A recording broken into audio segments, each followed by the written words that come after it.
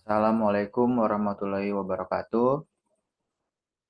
Mohon izin Ibu dosen pengampu Ibu Iva Masrifah selaku dosen pengampu mata kuliah Sistem Informasi Manajemen. Perkenalkan, nama saya Pramudia Bayu Pamungkas dari Prodi Manajemen kelas Weekend. Pada kesempatan kali ini saya akan menjelaskan tentang sistem informasi untuk menyelesaikan ujian tengah semester tahun 2024 tahun 2025. Ke materi yang awal, yang pertama, sistem informasi, sebuah sistem formal, sosioteknikal, dan organisasional yang dirancang untuk mengumpulkan, memproses, menyimpan, dan mendistribusikan informasi. Dari perspektif sosioteknis, sistem informasi disusun oleh 4 komponen: tugas, orang, struktur atau peran, dan teknologi. Sistem informasi dapat didefinisikan sebagai suatu integrasi komponen untuk pengumpulan, penyimpanan, dan pemrosesan data.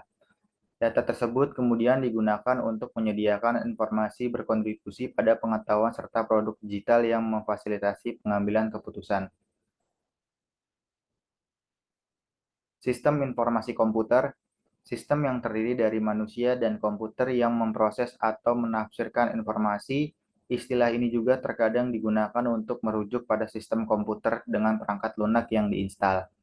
Sistem informasi juga merupakan bidang studi akademik tentang sistem dengan referensi khusus untuk informasi dan jaringan pelengkap perangkat keras dan perangkat lunak komputer yang digunakan orang dan organisasi untuk mengumpulkan, menyaring, memproses, membuat, dan juga mendistribusikan data. Dengan penekanan pada sistem informasi yang memiliki batas definitif, penggunaan prosesor, penyimpanan input, output, dan jaringan komunikasi tersebut. Lalu selanjutnya, tujuan sistem informasi. Tujuan dari sistem informasi adalah menghasilkan informasi. Sistem informasi selalu melibatkan data-data penting di mana data yang diolah menjadi bentuk yang berguna bagi para pemakainya. Data yang diolah saja tidak cukup, dapat dikatakan sebagai suatu informasi untuk dapat berguna. Maka informasi harus didukung oleh 3 pilar sebagai berikut: tepat kepada orangnya atau relevan, tepat waktu, dan tepat nilainya atau akurat. Keluaran yang tidak didukung oleh 3 pilar ini tidak dapat dikatakan sebagai informasi yang berguna, tetapi merupakan sampah. Selanjutnya, komponen. Sistem informasi terdiri dari komputer, instruksi, fakta yang tersimpan, manusia, dan prosedur, sehingga dapat dikategorikan dalam 4 bagian. Ada 4. Yang pertama, sistem informasi manajemen. Kedua, sistem pendukung keputusan. Ketiga, sistem informasi eksekutif. Yang terakhir, yang keempat, sistem pemrosesan transaksi. Lalu yang selanjutnya, komponen sistem informasi. Yang pertama ada hardware. Hardware merupakan salah satu komponen paling penting dalam SI. Tanpa adanya komponen ini, kemungkinan SI tidak akan berjalan dengan lancar. Hardware yang dimaksud ini adalah komputer yang seiring berkembangnya zaman bisa berbentuk smartphone, tablet, iPad, bahkan laptop. Dengan adanya hardware, pengumpulan serta penyebaran informasi semakin kuat dan cepat. Yang kedua ada software. Software atau perangkat lunak terbagi menjadi 2 kelas, yaitu sistem software dan application software. Sistem software merupakan operating system yang mendukung hardware menjadi perangkat yang berguna. Bayangkan saja bagaimana jadinya komputer atau smartphone tanpa operating system. Pasti tidak bisa dipakai dan menjadi komponen yang tak berguna. Aplikasi software merupakan sistem operasi yang biasanya kita jumpai dalam smartphone. Contohnya aplikasi email atau Excel yang dapat kamu gunakan di smartphone. Dengan adanya aplikasi ini, kamu semakin mudah dalam bertukar atau mengumpulkan informasi. Lalu yang ketiga ada telekomunikasi. Komponen berikutnya yang terdapat di sistem informasi adalah telekomunikasi. Aspek satu ini sering digunakan untuk menghubungkan perangkat portable. Istilah sederhananya bisa dikatakan sebagai jaringan nirkabel yang menghubungkan laptop atau smartphone untuk mencari atau mengumpulkan informasi alias sinyal.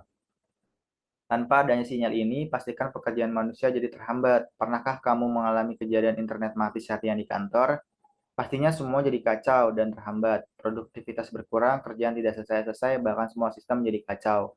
Namun, jaringan ini juga ternyata banyak macamnya, seperti salah satunya adalah VPN, Virtual Private Network. VPN ini termasuk dalam komponen jaringan untuk membantu manusia dalam mengumpulkan informasi di seluruh dunia.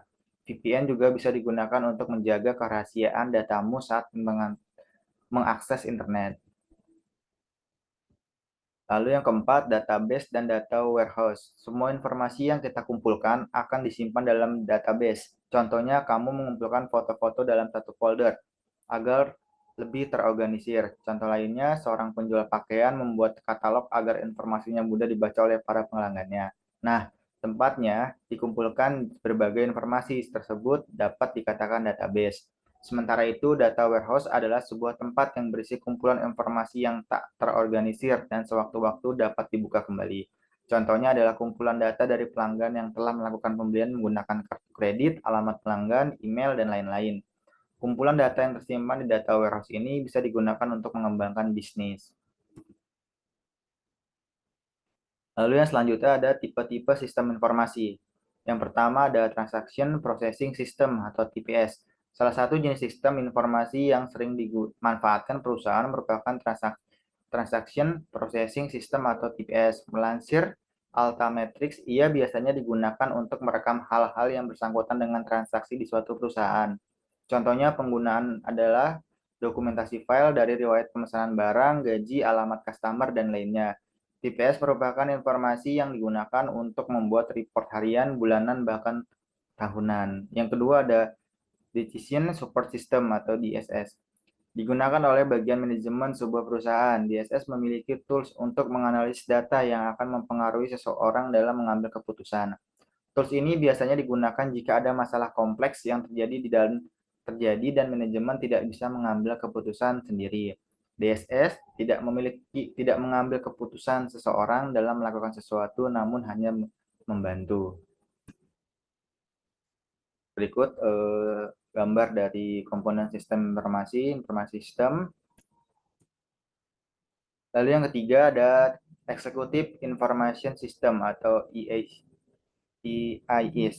Tipe SI yang ketiga adalah AIS. AIS juga bisa disebut sebagai Executive Support System di mana tidak semua dapat menggunakannya, namun hanya seorang manajer atau kedudukannya yang lebih tinggi dapat menggunakan. AIS juga memiliki tools yang dapat menganalisis secara internal dan eksternal. Bahkan AIS dapat menganalisis tren saat ini untuk kebutuhan sebuah perusahaan. Data yang ditampilkan EIS biasanya berbentuk grafik yang dapat diinterpretasikan kembali. Next, yang keempat ada manajemen informasi sistem atau MIS.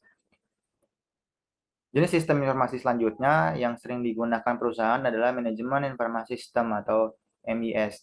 Menurut alamat ini biasanya ia digunakan untuk menyajikan ringkasan rutinitas manajemen dalam operasi dasar di sebuah perusahaan. MIS juga bisa mendukung tugas-tugas organisasional yang lebih luas daripada TPS, termasuk analisis keputusan dan pembuatan keputusan. Tidak hanya itu, MIS juga menghasilkan informasi yang digunakan untuk membuat keputusan, serta dapat menyatukan beberapa fungsi informasi yang tersimpan di dalam database.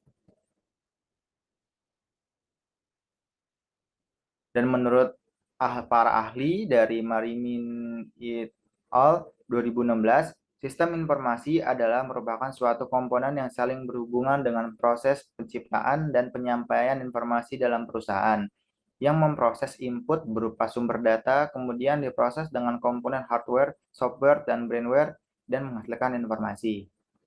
Selanjutnya, fungsi-fungsi sistem informasi. Fungsi-fungsi sistem informasi yang pertama, meningkatkan kapasitas untuk mengelola SI dengan penilaian yang kritis dan logis terhadap kualitas dan pengalaman. Dua, mendorong efisiensi kerja bagi semua pihak yang terlibat. Yang ketiga, melakukan analisis dan tindakan pencegahan untuk mengurangi dampak kerugian dari aspek ekonomi. Yang keempat, memberikan akses yang mudah diakses bagi para pengguna. Yang kelima, memungkinkan pencapaian tujuan perusahaan secara cepat agar mendukung data yang dapat dipertanggungjawabkan. Ciri-ciri sistem informasi. Satu, baru artinya bahwa suatu sistem informasi yang didapat merupakan informasi yang baru dan segar bagi penerima. Dua, tambahan adalah informasi dapat diperbarui atau memberikan tambahan terhadap informasi yang sebelumnya telah ada. Yang ketiga, kolektif adalah informasi yang dapat menjadi suatu koreksi dari informasi yang salah sebelumnya. Penegas adalah informasi yang dapat mempertegas informasi yang telah ada. Sumber referensi dari materi yang sudah saya bawakan. Baik, cukup sekian presentasi saya pada kesempatan kali ini. Mohon maaf bila ada kesalahan atau tutur kata yang kurang tepat di hati teman-teman semua atau ibu dosen pengampu.